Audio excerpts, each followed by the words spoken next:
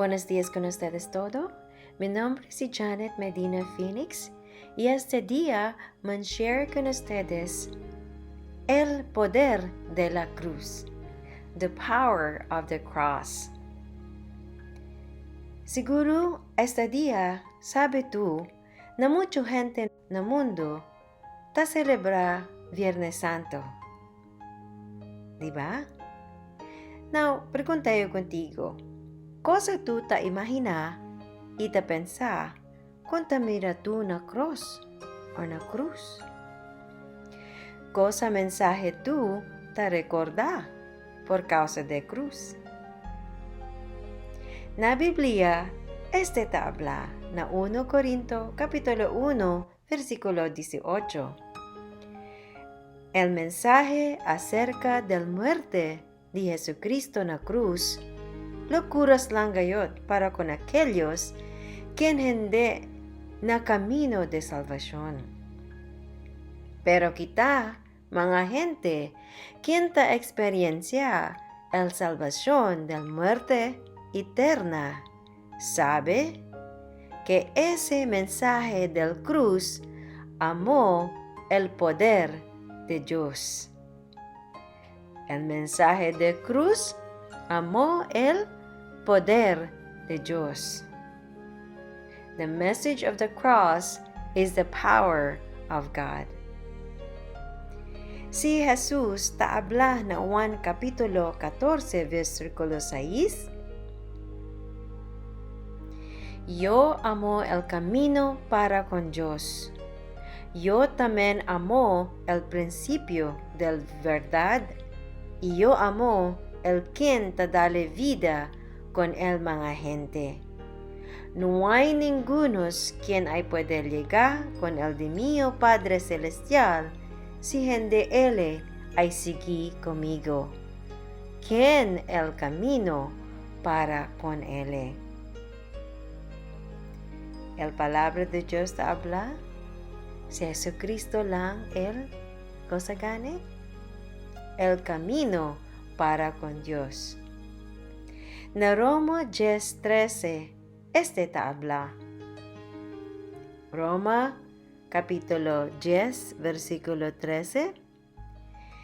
Este mga palabra escribido na Sagrada Escritura de Dios. Todo el quien ay pidi ayuda na nombre del Señor, Jesucristo, ay queda salvado. Na cosa kita puede sacar kung anda kita con Jesucristo na rezo. Y habla Él, queda kita salvado. Diba? Actualmente, kung kita anda con Jesús, pecador, tasali kita como santo y salvado. Amo mandisuyo promesa allí en Roma capítulo 10, versículo 13. Kung anda kita con Jesús, condenado, tasali kita justo o righteous, kay si Jesucristo, righteous or justo, tali takedan yaton corazon.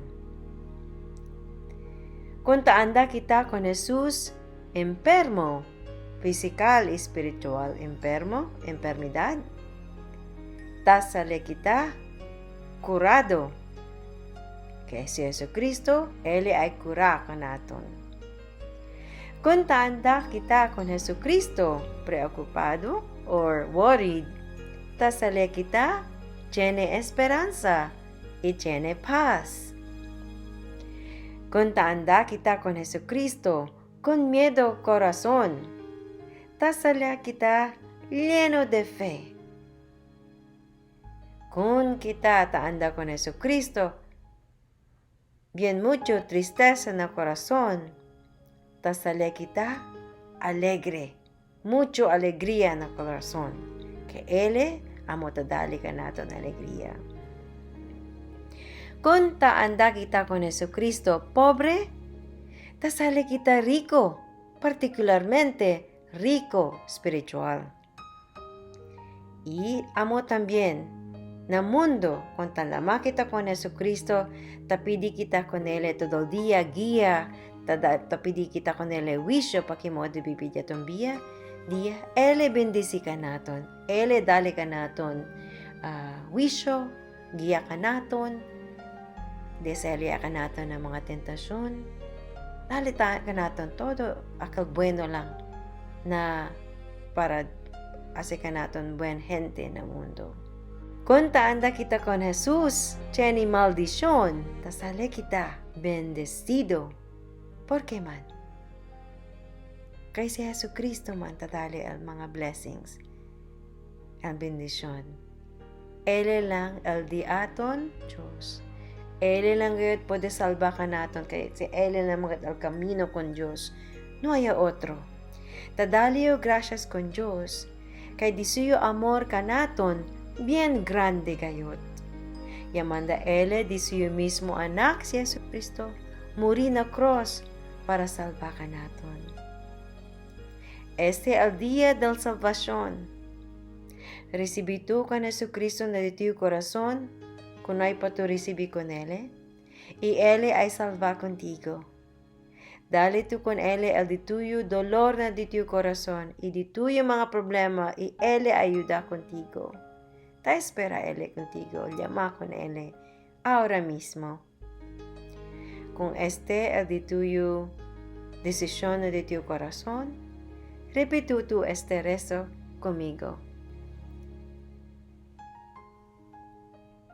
Señor Jesucristo, gracias que tú ya morí en la cruz para salvar conmigo, un pecador. Perdona conmigo na di mío mga culpa. Señor Jesús, favor entra tú na di mío corazón y queda tú di mío Dios na di mi vida. Ayuda conmigo cambiar de mi vida y vivir bueno na di tu presencia. Gracias Señor, na vida eterna, tadali tú conmigo ahora. Na nombre de Jesús te rezo.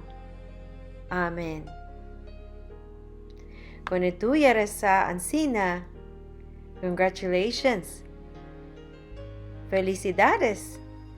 Ito ay real anak de Diyos. Kung ay pa tu decidi, cuando man tu decidi, este el día del salvación, cuando puede tu experiencia el grande amor de Dios contigo. Dios te bendiga.